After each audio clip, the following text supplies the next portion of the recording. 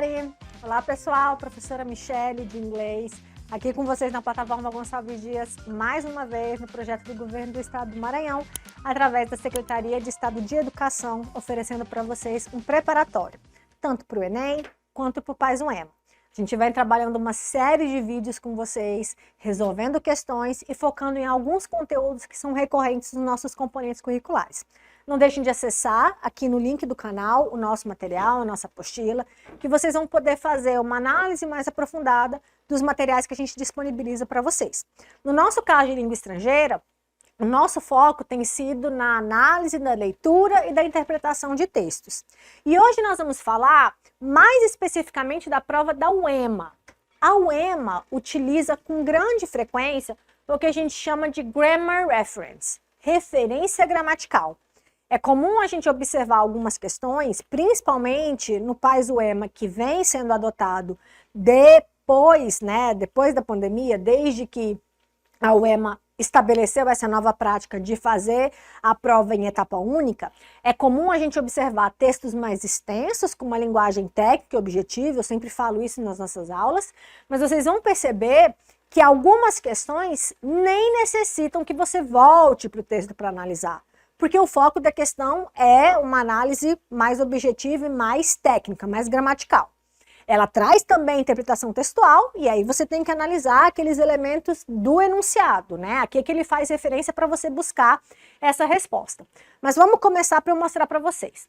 Normalmente, quando vocês pegarem a prova da UEMA, se ela seguir esse mesmo padrão, vocês vão observar um texto um pouco mais extenso. Aqui, quando aparece esse by e o nome de alguém, é a pessoa que escreveu o texto, né? O jornalista, o autor, o editor, fazendo referência a alguém. Tem um título, esse título muitas vezes vai trazer pistas do assunto para vocês, mas vamos lá para a questão, para a gente entender qual é o foco da pergunta. Então, vocês percebem que é um texto maior. É sempre bom vocês darem uma olhadinha na fonte, tá? Para você entender e localizar de onde esse texto veio. Então, por exemplo, Sprounston Mother in a Standoff with School Over Bullying. Aqui é o título que apareceu lá em cima. Uma mãe dessa cidade de Sprounston, é o nome próprio, está numa disputa com uma escola a respeito do bullying. Esse bullying que a filha dela sofre. Bom, esse texto foi extraído from Eastern Daily Press. Press significa imprensa. Então, é um texto jornalístico. Quando eu vejo aqui o site, é fazendo referência de onde esse texto foi retirado. Alguns textos que a UEMA vem usando são textos informativos que vocês encontram na internet, e outros textos vocês vão ver assim, referência bibliográfica, ou Bibliographic Reference, que é uma referência bibliográfica, ele foi extraído de um livro, tá bom? Então são os dois gêneros, os dois tipos de texto que a gente tem observado. Olha a pergunta baseada nesse texto. The English grammar has been established by the usage of strict rules along the time. O que isso está falando?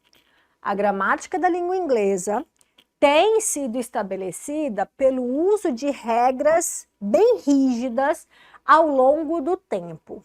Então, o enunciado já começa falando sobre regras gramaticais, tá bom? Mas ele não cita quais regras ele está fazendo referência aqui.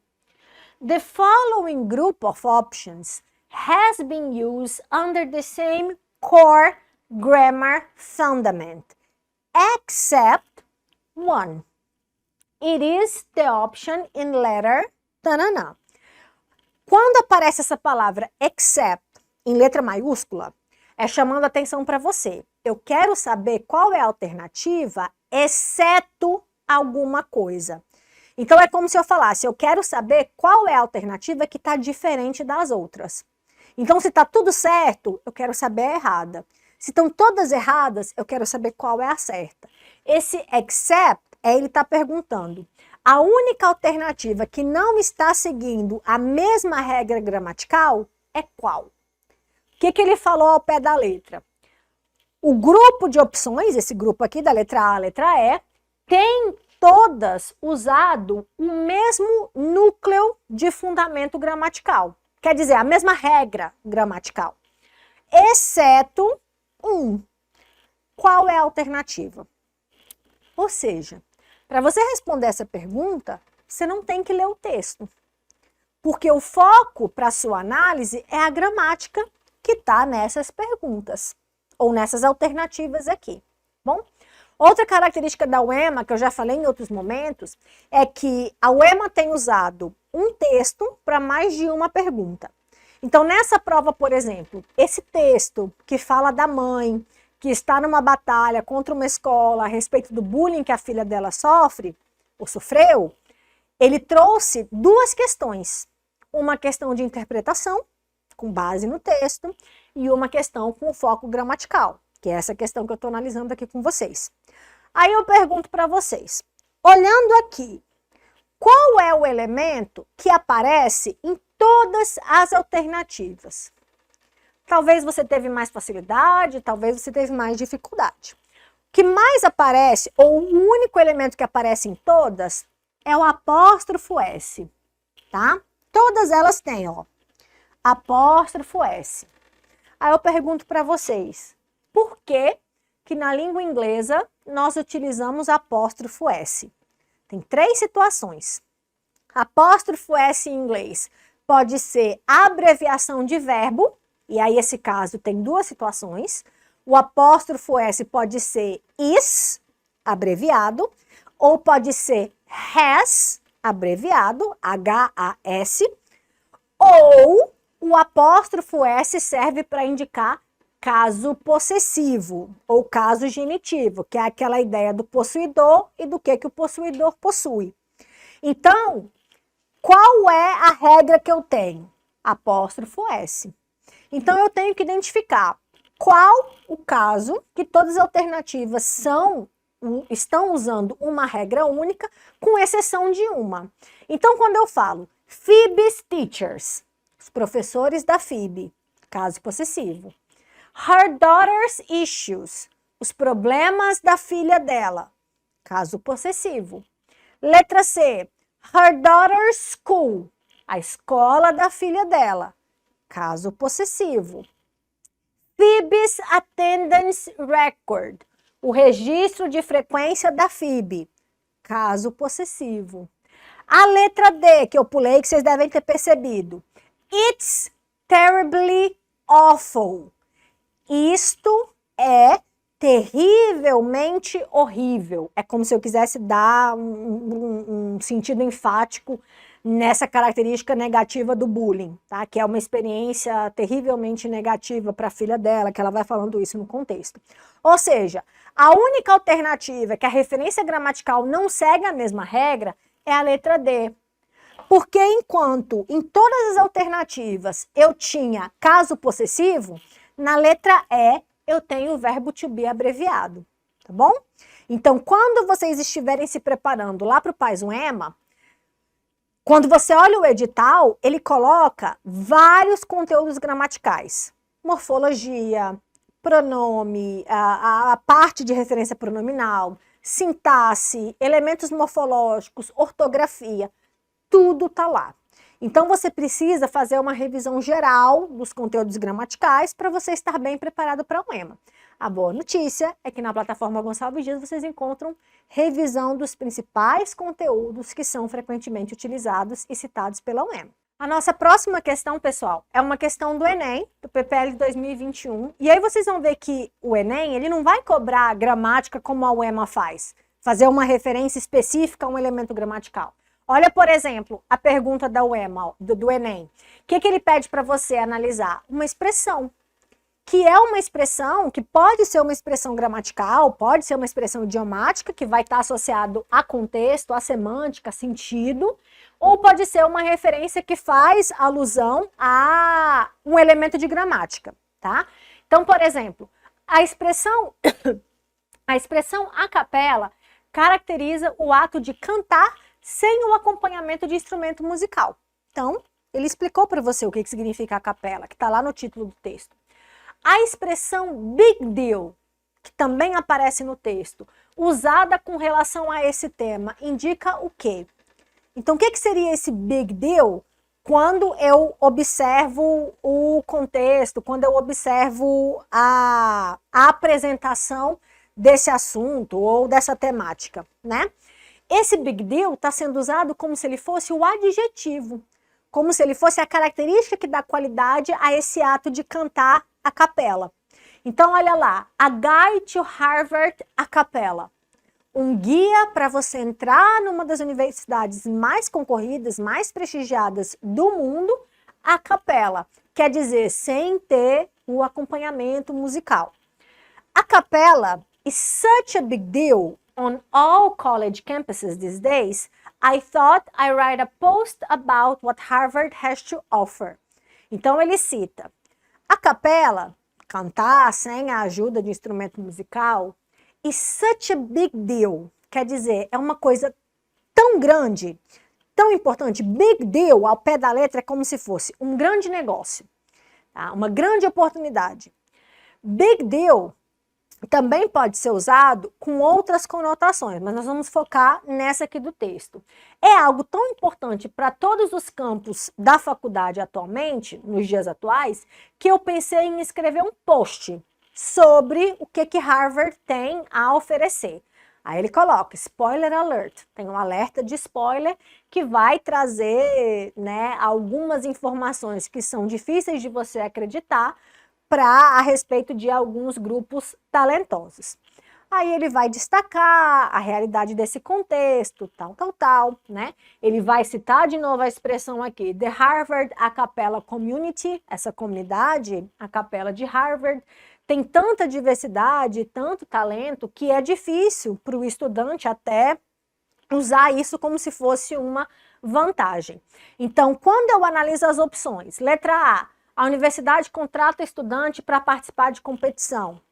Letra B, os estudantes assinam acordos lucrativos para integrarem os grupos a capela. A atividade de cantar é valorizada, os grandes talentos fazem parte desses grupos, ou os maiores grupos estão localizados em Harvard. Então você percebe que todas as alternativas se associam a esse termo, né? A capela que o enunciado traduziu para você. Mas o foco da pergunta foi na expressão big deal. Quer dizer, big deal, uma coisa importante, tá? Algo que eles consideram e dão grande relevância. A atividade de cantar a capela é valorizada pelas comunidades acadêmicas. Quando ele começa lá no texto falando que essa prática de você cantar a capela é algo tão importante em todos os campos que ele decide oferecer um guia, que ele decide, a pessoa do texto decide oferecer um passo a passo para as pessoas, relatar essas experiências, tá certo? Então, big deal, uma expressão que se usa em inglês, mas que nesse contexto está sendo utilizado como uma adjetivação. Certinho? Então, olha que o foco gramatical é bem diferente, né? A gente pega um elemento gramatical dentro de uma análise contextualizada. Outra questão do Enem também aqui destaca a palavra anyway, que é o título do poema. Olha a pergunta. Com base na palavra anyway, que é o título, a canção, ou o título da canção, entende-se que o fragmento. Então, é uma pergunta que se baseia em uma palavra, que se você analisar no contexto gramatical, anyway é um pronome indefinido. Significa qualquer coisa, qualquer jeito, né? qualquer forma. Mas nesse contexto do poema, esse anyway, ele pode assumir diferentes significados. Ele pode ter sentidos diferentes. Então, por exemplo, you can spend your whole life building something from nothing. One storm can come and blow it all away. Build it anyway. Então ele diz, você pode passar a vida inteira construindo algo do nada. E de repente vem uma tempestade e pode levar tudo embora. Aí vem a mensagem, construa mesmo assim. Construa de toda forma. Esse anyway é dando a ideia de não desista, continua fazendo. Depois, you can chase a dream that seems so out of reach and you know it might never ever come your way. Dream it anyway. Então, de novo, você pode perseguir um sonho que parece fora do alcance, que parece tão distante. E você sabe que talvez você nunca consiga alcançar esse sonho. E aí qual é a mensagem? Sonhe de toda forma. Continue sonhando. Então, essa palavra anyway, que está sendo usado várias vezes, olha ele acompanhado de verbos, ó. Believe it anyway. Acredite mesmo assim. Acredite de toda forma. Love them anyway. Ame-os de todo jeito. Ame-as de toda forma. Ame-os mesmo assim. Então, esse anyway, que ao pé da letra seria esse qualquer jeito, qualquer forma, nessa locução, nessa canção, quando ele está usando para falar ou para aparecer após um verbo, após uma ação, é para dar essa ideia de persistência. Que apesar das adversidades, as pessoas devem seguir em frente. No sonhar, no amar, no acreditar, no construir. Então é isso que a canção retrata, que a canção traz como mensagem. Outra questão do Enem, tratando de um conteúdo, você precisa ter um conhecimento do conteúdo gramatical para poder responder a questão.